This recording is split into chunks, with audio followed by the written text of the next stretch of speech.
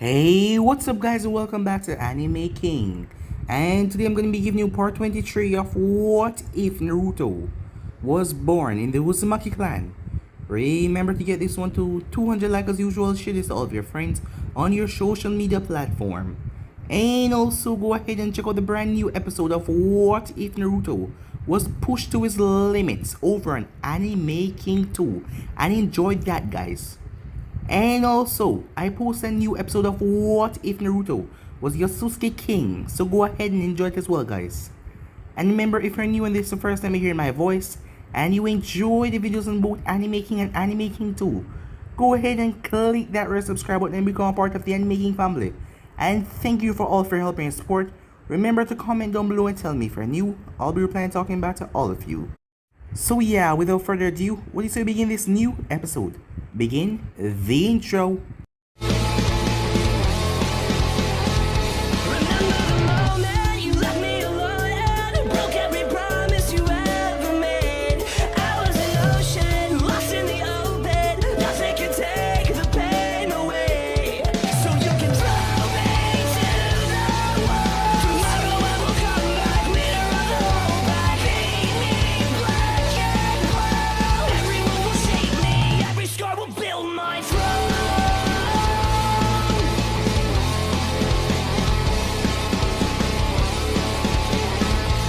So the last time we left off, Naruto and Kisame marched through the mist as they arrived to see Mizuki Kaguya, and Utakata, the six-tailed Jinchuriki, and his forces behind him, as Mizuki told Kisame that he was going to kill him, the traitor.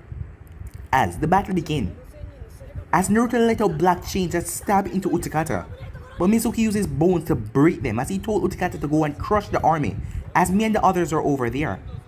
As Naruto told Kisame to go, as he took on Mizuki, the both of them started to battle furiously, as Mizuki bones were, they were tough, shredding through his armor as Naruto winks out in pain.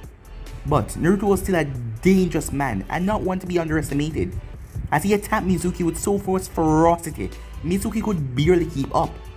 And to make it even worse, Naruto unleashed the hellfire, as the thing consumed the area.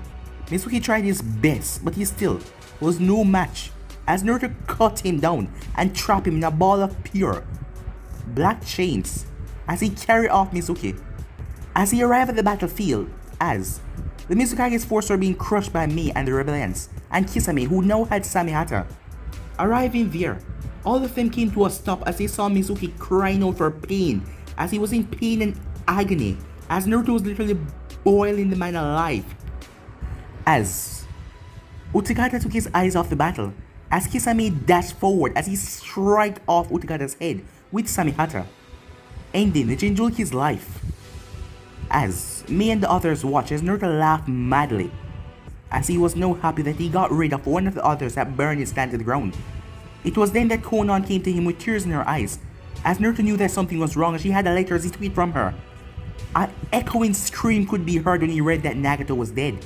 Meanwhile, Akainu was on the field as she managed to get the 9,500 ninjas through the cave wall, as they all headed off through the secret passageway to help Hanzo, and faced off against Oniki, while she and 500 remained, as Pakura and Sasori remained with her, as the battle started ferociously, as Pakura ended up getting slaughtered, thrown off her giant scorpion, as Akainu was thrown off her vulture, as she hit the ground as she twisted her leg.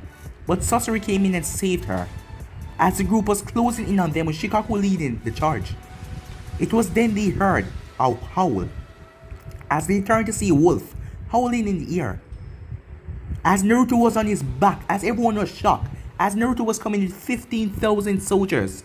As they ride over there and start to slaughter the enemy, Naruto cut them down to the last man. As he saw Akainu, she rushed into his arms, and to her surprise he kissed her, as she felt so much love and passion in that kiss.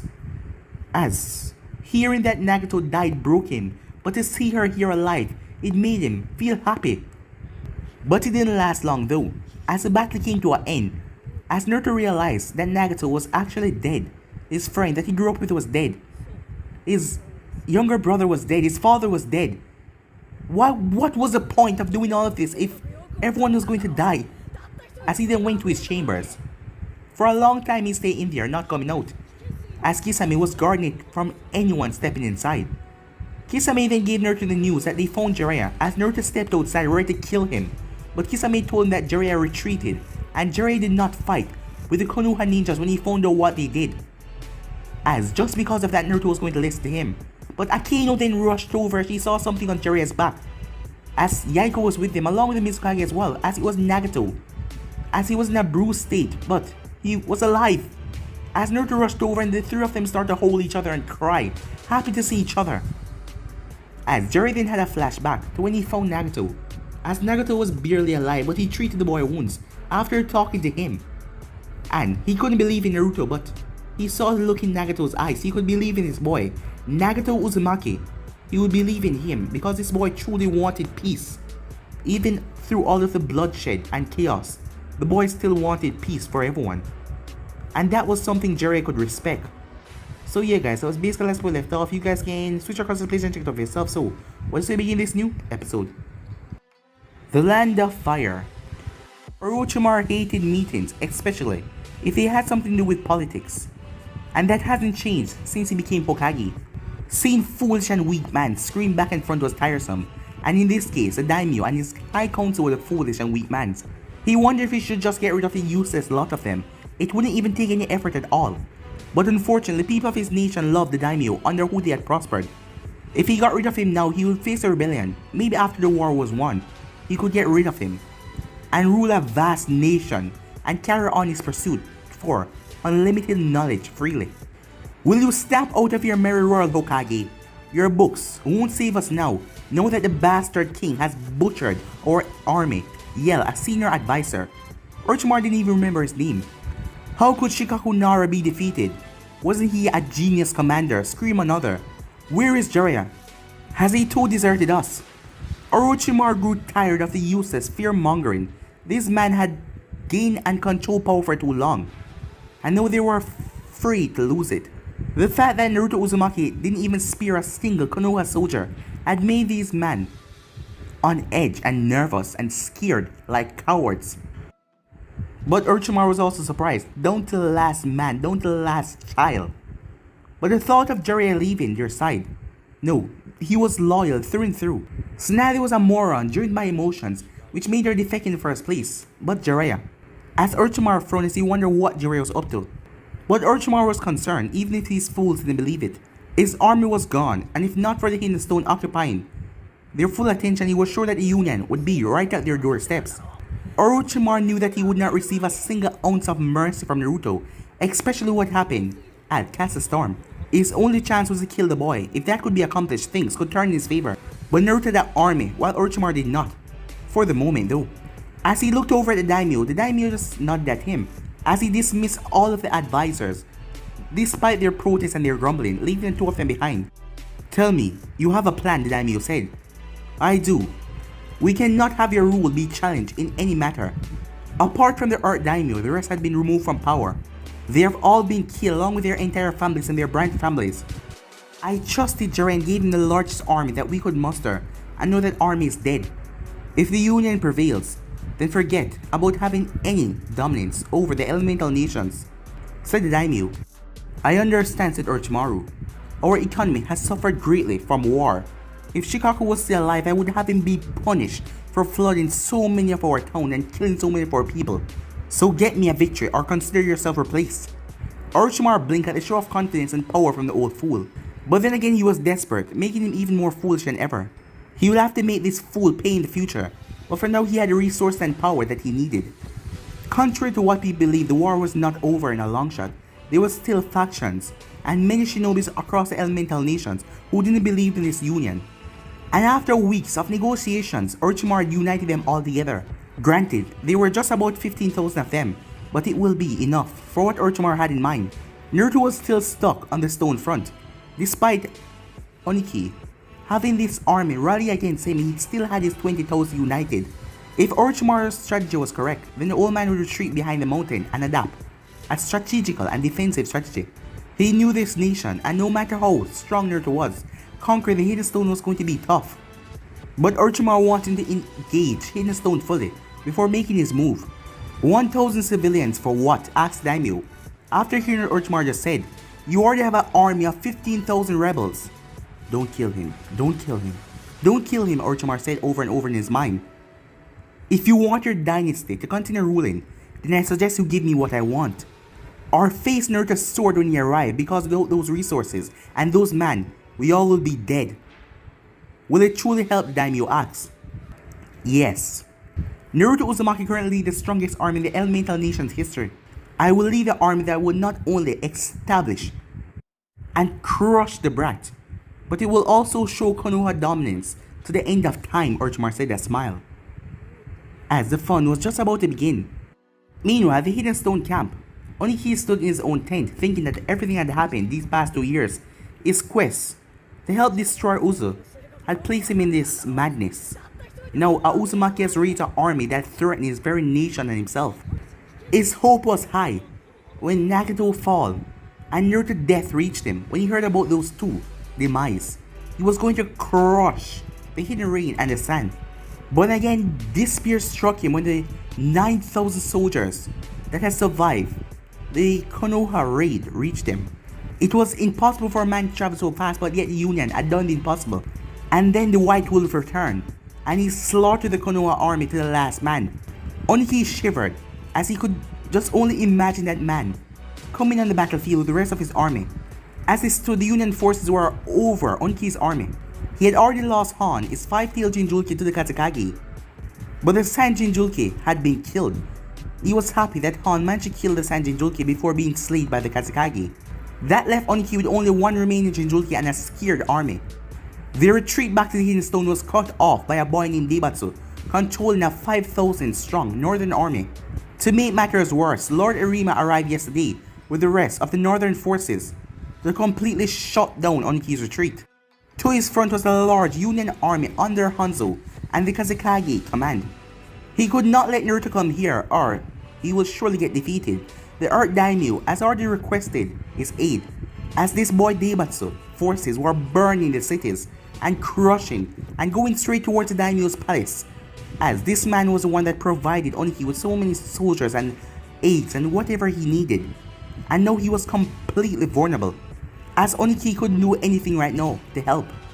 But he received a letter from Konoha recently, but he didn't trust the new Hokage. He was a young bratty student of Hiruzen and said to be a madman, but he was also a leader who had a good army on his side and said to be devious on the battlefield. Orochimaru gave him a suggestion, and if he saw the situation right now, Oniki believed that it was the only chance for him to survive. Yes, he has to follow up the suggestion, as he sighed and called a messenger to send out his new commands for all his commanders across the camp. So when the messenger came, he told them the command. Tell the commanders to prepare their armies for a full-head assault, everything. We strike in 2 days at the Union head. Meanwhile, at the samurai fort, Naruto looked at the man who had trained his own father, Minato Namikaze, Jiraiya. Nagato requested that the man's life be spared, but he did not forget that moment when he had given Jiraiya a choice to join his side at Castle Storm, but the man refused. But Tsunade had chose the opposite, and whether willingly or not, Jiraiya was a part of that terrible massacre that took the life of thousands of innocent soldiers, both. It was for this reason alone he was having the man trial, with him and Kisame alone despite the protests of his friends. They wanted to be here, but he needed to make this decision without being affected by them. We meet again, Jiraiya, Naruto said, as Jiraiya couldn't help but look in his eyes. It looked so much like Minato's when he stepped in battle. We do, although I wish the circumstances were different, Jiraiya said, with a sad smile. I gave you a chance to join me, and you refused despite knowing that Konoha was committing a betrayal. You lead an army against me, had a part in capturing my mother that made her suffer by Konoha hands. You consent to giving that order that killed thousands of innocents and soldiers on both sides.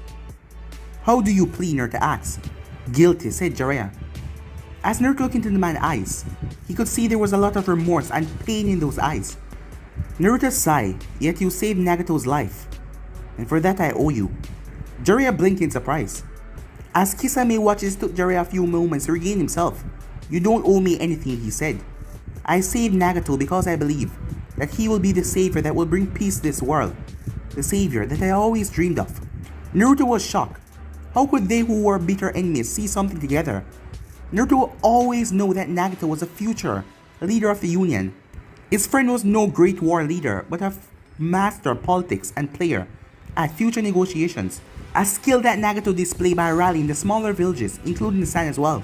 But to think that his friend even convinced Jiraiya who was a Konoha loyalist. I will never trust you, Jiraiya. Not after what you have done, but Nagato has asked me to spare your life. If it was up to me, you'd already been dead. But Nagato has pleaded his request. I don't know what happened to you, but he sees something that I don't. However, I will never trust a Konoha shinobi ever again. You understand that, right? It would be foolish if you did after being betrayed by us time and time again. But believe it or not, Nagato is the savior of this world, and I want to do all I can to help him. Or, you are just a man out to save his own skin, said Kisame. I don't fear death, but I care for my people despite everything. With Nagato as a Union leader, at least they won't be tormented, said Jiraiya fearlessly. And what makes you think I won't butcher every single person of your nation or to axe?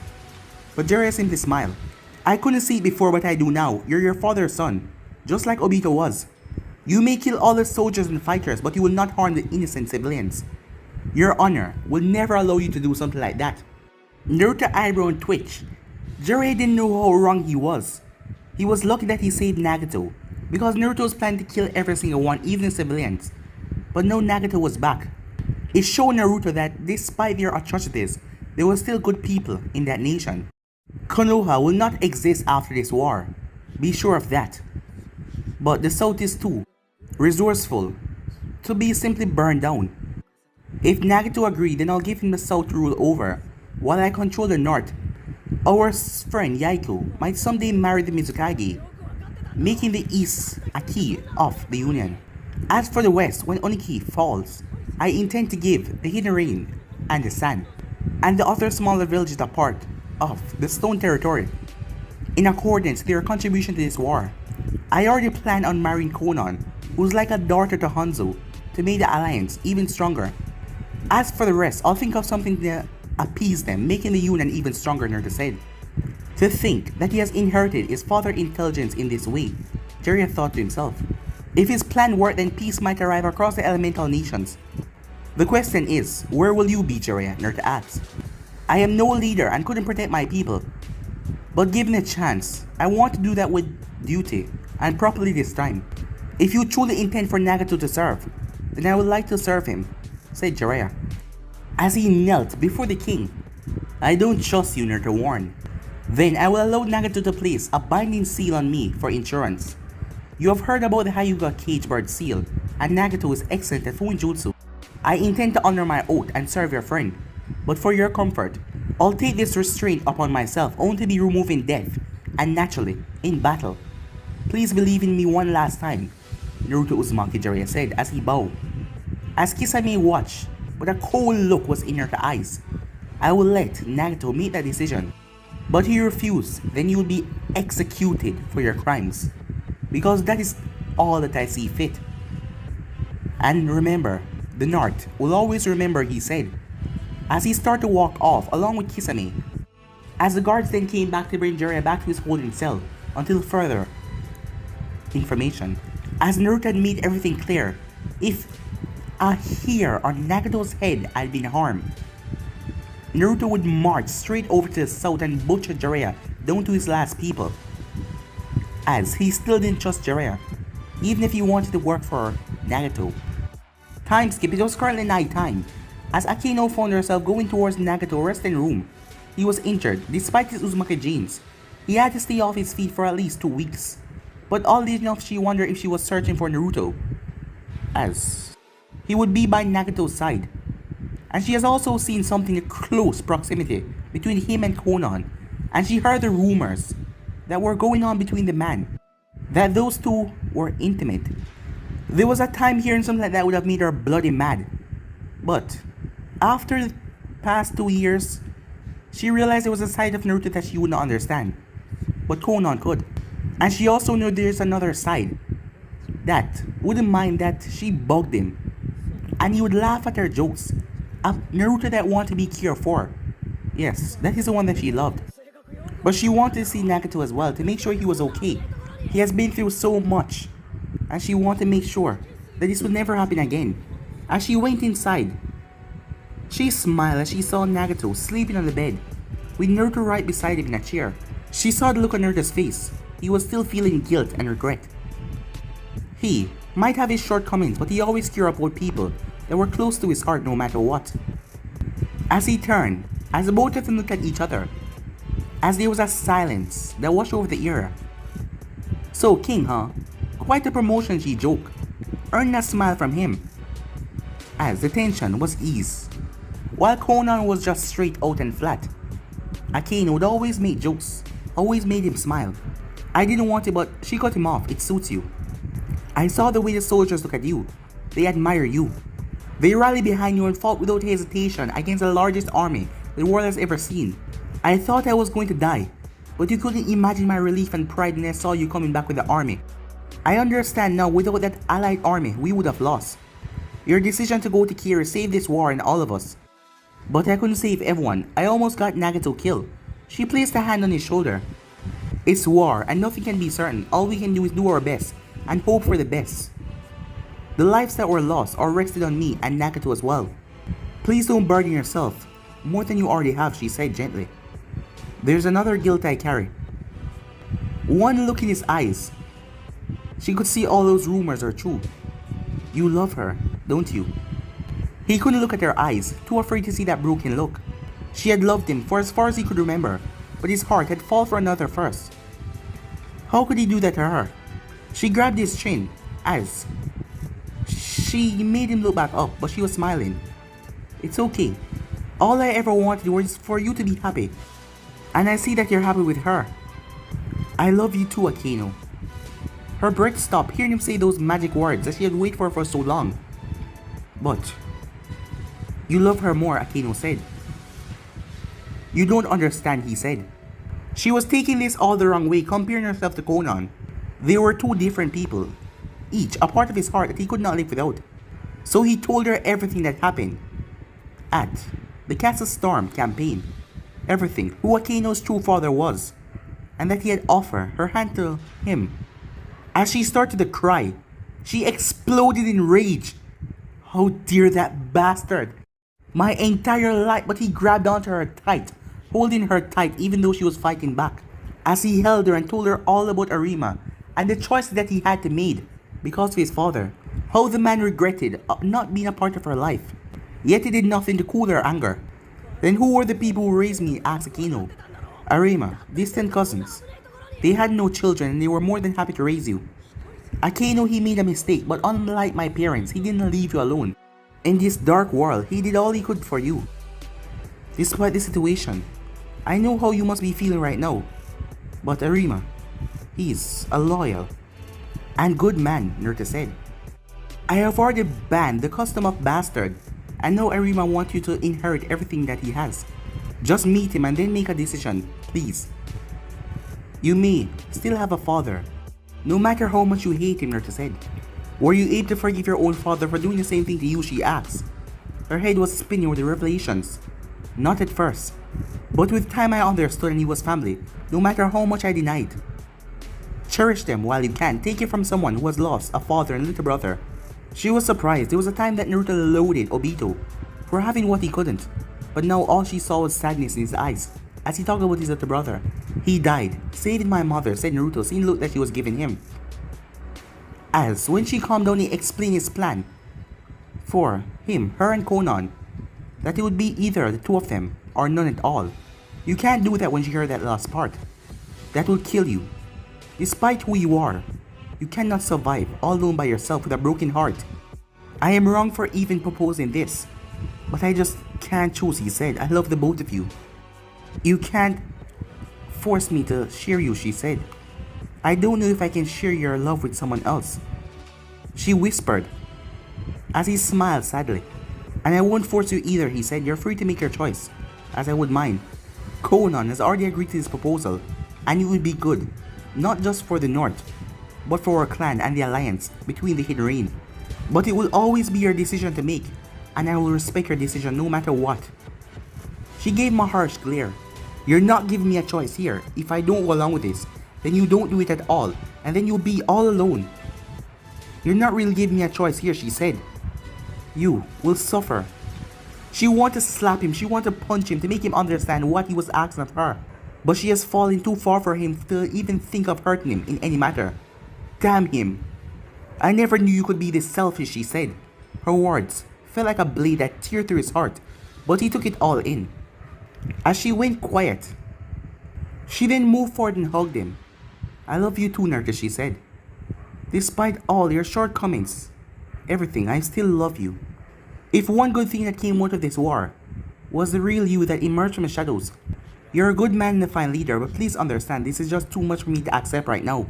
And I don't want to be in someone's shadow for my entire life, or do the opposite for them. I don't want to fight for your love for the rest of my life. I have already proven time and time again how much I love you. Tears came in his eyes. He knew somewhere deep in his heart that this could happen, but hearing it, I don't want to make you choose between me or Conan. But I want to be happy as well after all that I've gone through. Give me some time to think about this. But I ask you, do not get your hopes too high. Akino, I've seen much horrors that could last for a lifetime. All I want when this is all over is a peaceful life. A husband that I can come home to. Children that I can be there for. Someone to hold me tight when the nightmares come. Can you give me all that, she asked, looking straight into his eyes. He wanted to promise her all those things, but he loved her too much to lie. He was keen now, a duty that will follow him to his last day on this earth. He will be fighting wars his entire life, both politically and personally. His time preoccupied with keeping the North stable and helping Nagato strengthen the Union. And Akeno didn't want to be a part of the political life. But he knew that she would be by his side if he asked her that, because that was just who she was, a caring person that loved him, and would always help her friends no matter what. But he couldn't do that. He couldn't steal her life of happiness for his own selfish reasons. Meanwhile, Akeno was falling apart at each word that escaped her lips. It hurt her to say these things, and she knew what it would cost her. But she couldn't hold back herself right now. This was a hard and tough decision.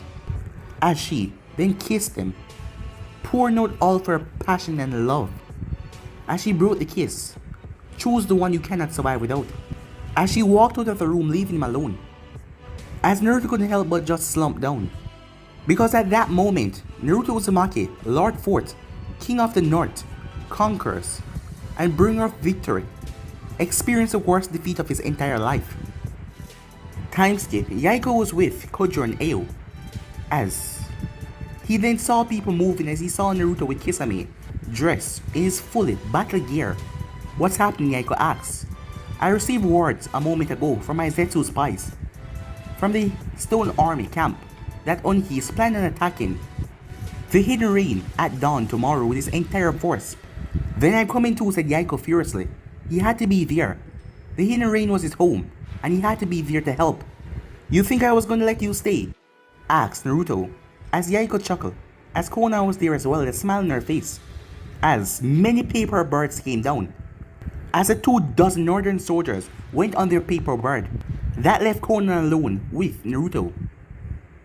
As she could feel it, she could see the look on his face. She refused, didn't she? Yes, he said. What will you do now, she asked, as she knew that if it wasn't both of them, it would be none of them. My duty, he said. He was about to walk back over to his man, but she grabbed him and pushed him in the corner.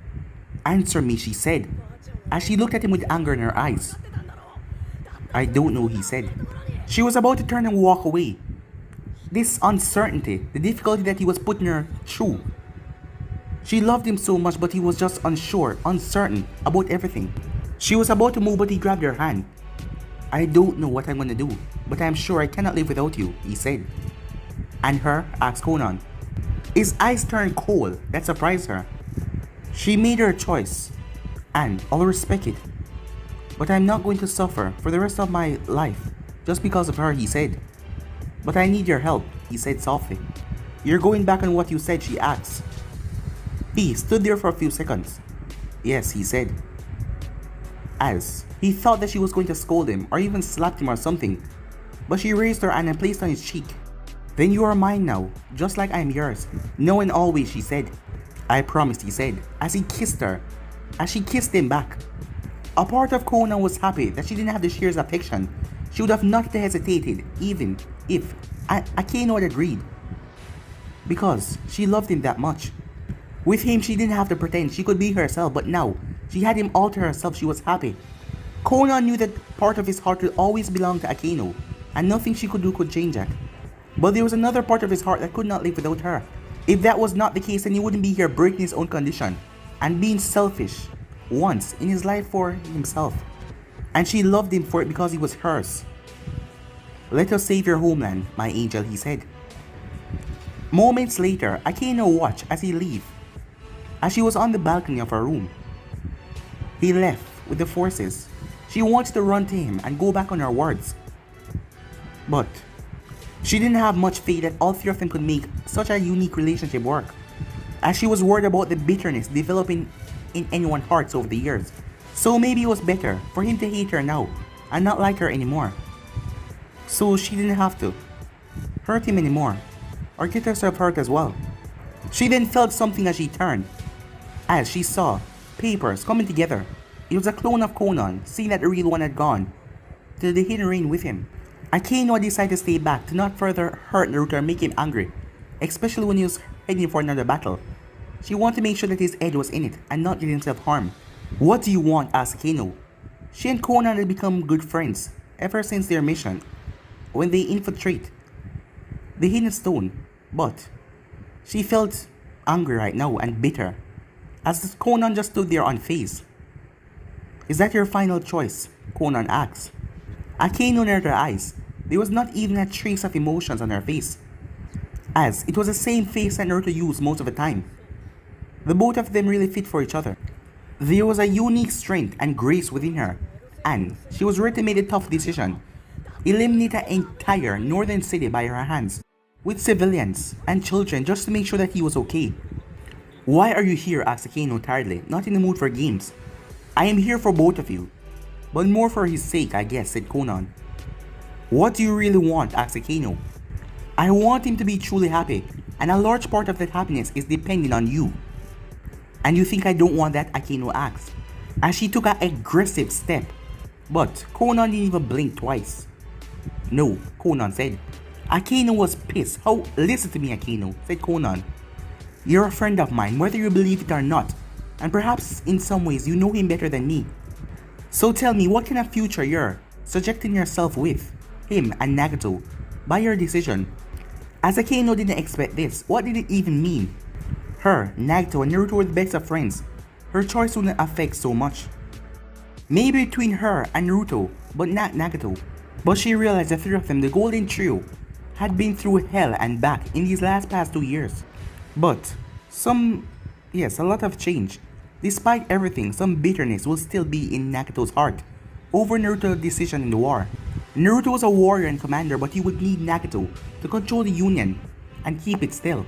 And the same was for Nagato, who would need Naruto to keep any rebellions from breaking out. And after her decision to not be with him, Naruto definitely was going to cut her out of his life. He wouldn't do it on purpose, but he would do it. It had always been his decision to shut things away that he didn't want to deal with, the pain, so he would just stop talking to her like that.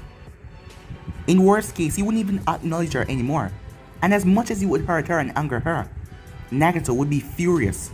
These past few months fighting this war with Nagato had brought the two of them closer and closer, and he went out of his way to protect her. And if he saw Naruto treating her any way bad, Nagato would be pissed off, and things will get bad for the trio, and they would be destroyed. As Akeno was always a peacemaker between the two of them, that viewed the world quite differently.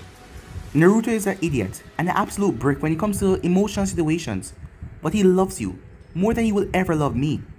If he loses you, then I will always have a half-hearted man to live with for the rest of my life. I don't want that, and more importantly, I don't want to break the Golden Trio and put the future of the Union at risk. As Conan was showing her fears and her helplessness for the first time, said Akeno, hesitating. What he asked of you is no small thing, but think about it. Everything that he has done for you his entire life. Those words hit Akeno's memory after memory came running back.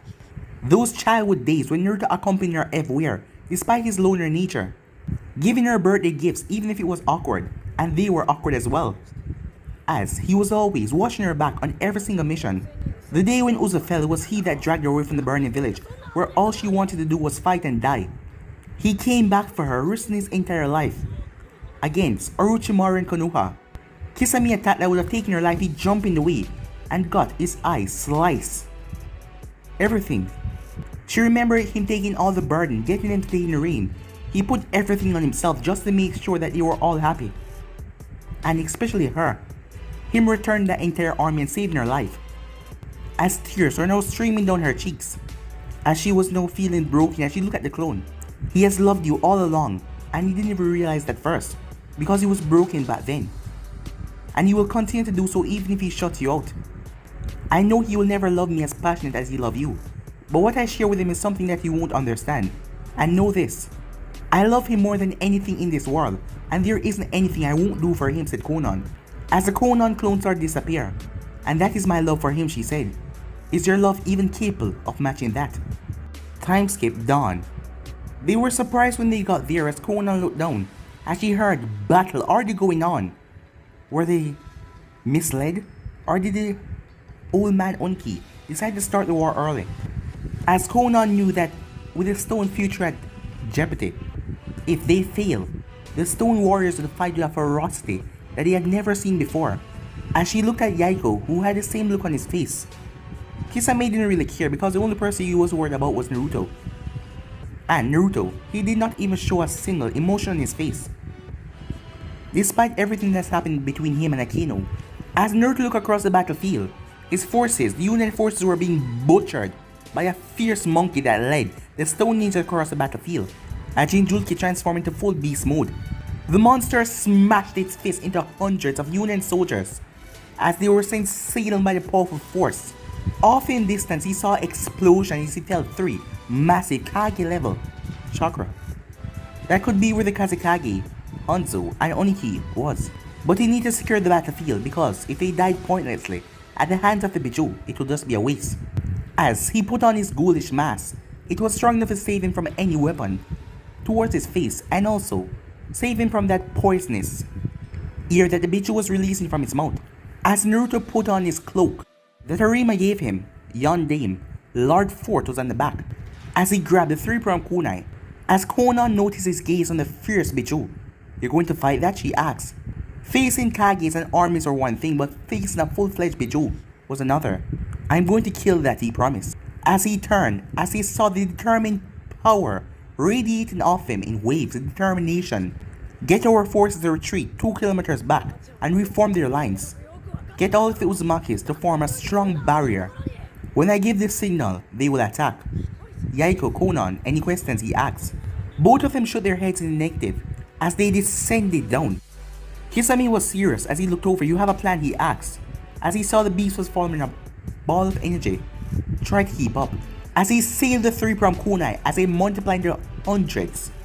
As he turned to dark smoke and descended down. As Konan and Yaiko went off to gather the Uzumaki's great barrier. As Kisame landed behind Naruto. The two of them were the only one out of the barrier in front of the massive Biju. As Naruto went through hand signs as the Biju fired off his massive Biju bomb, hundreds of terrified screams echo across the valley. As Naruto placed the kunai forward, markings spread all across the battlefield as the Biju bomb came towards him, as all of them watched in shock when the ball was absorbed completely. Not seconds later, the Biju bomb exploded right into the force of the stone ninjas, where Naruto threw the Harashin kunais. They had tried to get rid of most of them as they could, knowing how Minato Namikaze had used that. But unfortunately, the Biju was too quick. As Naruto raised his blade as hellfire blazed on it, as he held a 3-pronged kunai in the next hand. To victory, he said, as he charged forward. As he heard the roars behind him as the people started to rush forward as well. As Kisame arrived on his left, Yaiko arrived on his right. As Konan flew above them, as the rest of the Union forces and the Uzumaki fighters was behind them. The Biju roared as he shook the entire battlefield with his might. Naruto nodded towards Konan as he pointed over the Biju as she flew off, as she started to release massive tags that wrapped around the massive beast. Earth-style users, on my command, Naruto said, as the Biju was still pushing forward. From the charging Union, hundreds of soldiers rushed forward along with Nagato and Yaiko both. As all of them went through Hansen and created a massive, giant wall. As Konan then let off all the explosion, the monkey howled in pain as the explosion tore through the battlefield. The thing felt large chunks of its flesh being torn apart as it lost very momentum and tumbled over. Konan Yaiko, as the hundreds, thousands of stone ninjas were charging forward, seeing their Biju was getting beat down. As Naruto commanded his forces as he went through Hansen again, Earth style, swamp of the underworld, as the world started to twist under the Biju, trapping it. It was trapped for now its own great weight, making it sink deeper into the mud swamp. Sealers, with me, said Naruto as he raced towards the trapped Biju. Now was his chance to end this monster before it could inflict any more damage. But before they could get there, multiple explosions went off, blowing them back, right in front of the Biju before they could reach him. As Naruto felt blood running down his cheek as he wiped it away, as he looked up in the sky. Several dozen stone shinobis were sitting on clay birds, raining down explosive after explosive. Leading the charge was a bright, blonde-haired shinobi. He had a mad look in his eyes. Guts! As many more explosions went off violently, shaking the Union army. One of the stone bombers saw Kunai pass by him. He simply smirked. Their aim was lazy, but the next thing he knew, his head was took off completely. As Naruto caught his tree from Kunai, as Naruto jumped off the clay bird towards the next one as he sliced him down. Jumping towards the next one, Naruto kept on tearing them apart. They were forced to halt their movements as the dark flash kept on ripping through their ranks. By the time Deidara turned back around to find out what the commotion was, most of his clay birds had already been decimated with the bombers on it, and he saw the king looking down at him. The fact that Naruto was flying by turning his body to dark smoke made Deidara pissed as he grabbed large clays in his hand. As Naruto started to surround him in the dark smoke, the unnerving laugh of Naruto only made Deidara even more pissed as his explosions were not hitting him, it was moving too fast. But that anger was Deidara's mistake. Why waste that precious art on me? Look at it closely. The voice rang in his head. As this voice was begging him to show his art, Deidara raised his bomb over his head as the timers then went off. As Deidara's head was blown completely off. Naruto remained unfazed as his body hit the ground in a sickening crash. But then Naruto felt several more dangerous power arrive on the battlefield. Also the man that freed the Biju. As Naruto looked over to see Mifune dragging the heavily wounded Kazekage away from the battlefield, and Hanzo and Galtia were also wounded and panting heavily, his eyes then connected to the person who was able to reduce such powerful enemies to that state. He had often heard tales of Anki, the oldest Kage alive, the one who faced both Hoshirama and Madara in battle and lived to tell the tale. And that same old man now looked murderous as he looked at the battlefield, and the remains of his nephew lying at Naruto's feet. Things were about to get a lot more complicated, to say the least. As Anki made contact with those blue, piercing eyes, as a memory came flooding back to him.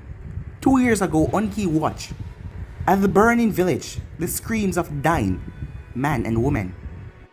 This was a gruesome sight, but he could not think soft right now. The Raikage and the Mizukage was ruthless, and any sign of mercy would make him look soft. So he could only watch as hundreds of Uzumakis were butchered in front of his eyes. It was then that the leader was brought in front of them. Anki shook his head in disgust as the Mizukage and his group of butchers started to mock the old leader, stabbing him with small knives. And the Raikage stood silent and uncaring. The gruesome torture continued for several minutes, yet the Uzumaki did not die. He stood defiant, he even managed to grab one of the knife and stab one of them right through the throat. But the Mizukage stepped forward and stomped right into Katsuro's face and stabbed him right in his stomach.